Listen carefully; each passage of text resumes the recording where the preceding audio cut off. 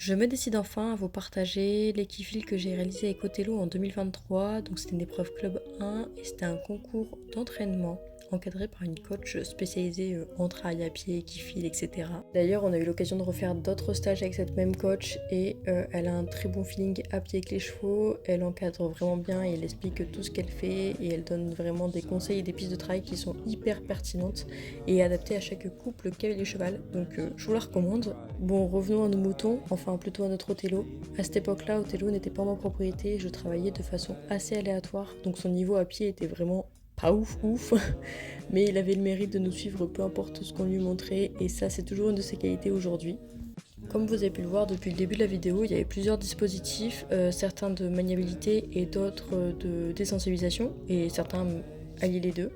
Des dispositifs les plus pertinents selon moi c'était tout ce qui était maniabilité parce que des sensibilisations on avait quand même bien engagé le truc avec le poney. Les gros points faibles qu'on a eu et qui ont vraiment été révélés par les dispositifs c'est le manque de contrôle des pieds et le manque de mise en avant. Autant à la maison il est hyper en avant mais alors en extérieur c'était vraiment le calme absolu, un peu trop d'ailleurs.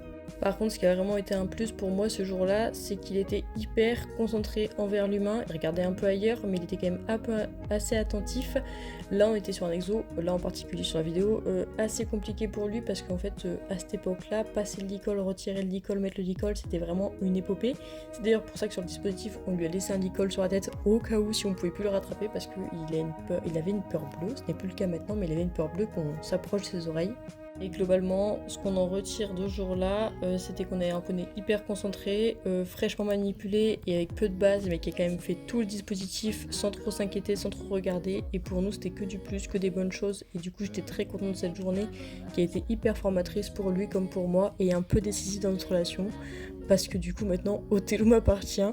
J'ai fait le choix de l'acheter en 2023, fin 2023. Et du coup, il m'a rejoint pour toute la vie.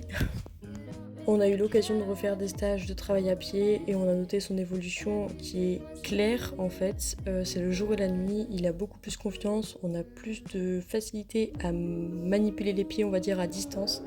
Du coup, que des progressions et autre grosse progression pour lui, c'est qu'on a entamé le débourrage, donc ça, vraiment, point plus.